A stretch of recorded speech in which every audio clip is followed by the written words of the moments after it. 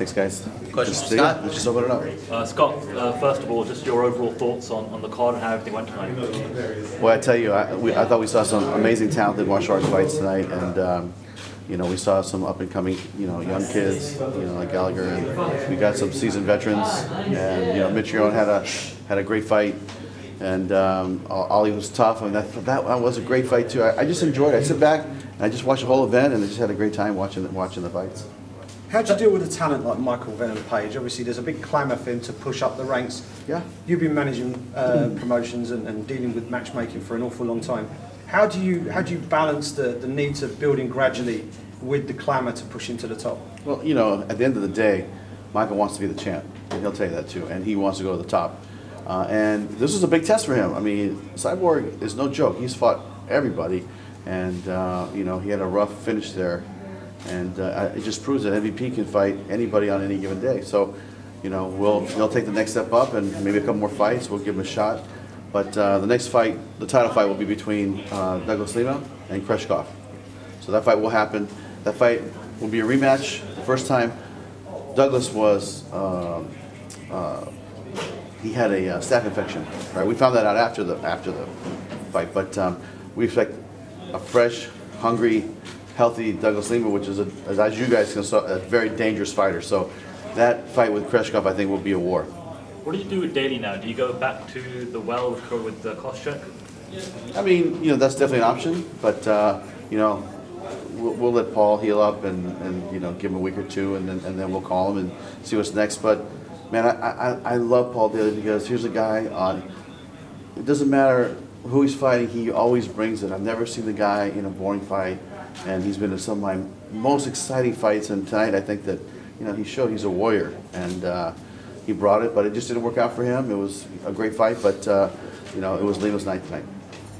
Are you able to confirm how many people were in attendance tonight? I'm sure Danny can get that to you before we leave.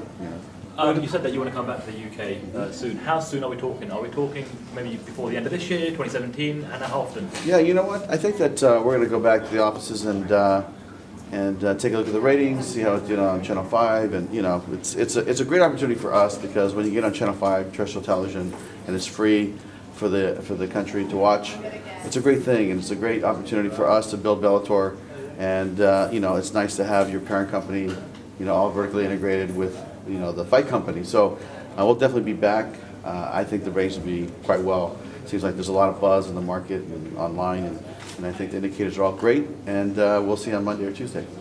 With everything that happened in the build-up to this event, obviously the unfortunate passing of Kimbo, the injuries that happened as well, the end product tonight, is that something that Bellator can look at and you say they were happy with how, knowing circumstances, things turned out?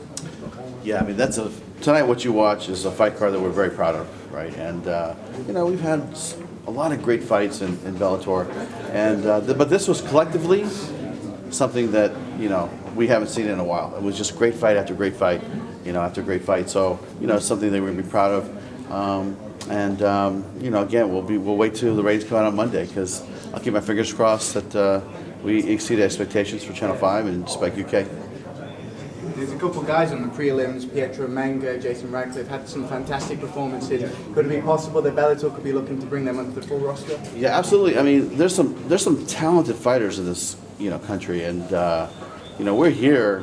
We put them on the undercard to take a look at them and really find the next guy and the next guy and the next guy. And if you look at our roster, even in the United States, we just signed 5 of the top wrestlers, from the U.S. Olympic wrestling program. And that's the next group. We signed some top jiu-jitsu fighters, and we're going to build them from the ground up, and we're going to, I don't want to say buy them from the top down, but the free agent market, we're going to buy some from the top down, and then we have a great, roster with Paul and Lima and Kreshkov and Michael Chandler and all these great fighters, and that's going to make a complete roster that that we're going to move forward with. So, the answer is yes. We have to build the next crop because. When I was starting in MMA, there was a young Luke Rockwell there that we started developing. There's a young Daniel Cormier there that we started developing. There was a lot of talent, and you know what? We have to. I think we're very good star identifiers, star builders, and we have a certain way we do that. But the the first step for us is to go into the market, whether it's in Kansas or it's in LA or it's here, to find the next crop of guys, and that's, we do that on the undercard. You mentioned free agents, and obviously one name that's been strongly linked with Bellator and with yourself is Rory MacDonald. Can you give us an update on the situation with him? Are you in discussions with him right now? What's the situation? Yeah, we are in talks with his management. There's nothing that's imminent right now. We're just in discussions, and I think discussions are going well. And he's somebody that would be interested in. But can we come to a deal? I'm not sure.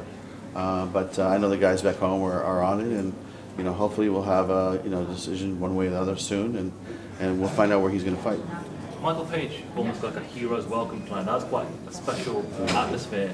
He was able to kind of get together in the arena. How do you kind of help try and translate that to the North American audiences? Because he hasn't got that kind of reaction in North America yet. I'll tell you, I think it's just going to be a matter of time. And it's tough for, let's say, Paul and MVP and all the guys that we've Linton Vassell and all those guys are coming over, and they're having to travel 6 hours or 12 hours sometimes to fight these fights, and they're not sleeping in their bed, they're not eating their food. It's like an away game, right? This is like a home game for him. He gets to sleep in his bed, and really I think he felt really comfortable, and you can see his based on his performance tonight. Cool. Great. Thank you, guys. Thanks, guys. Thanks, Scott.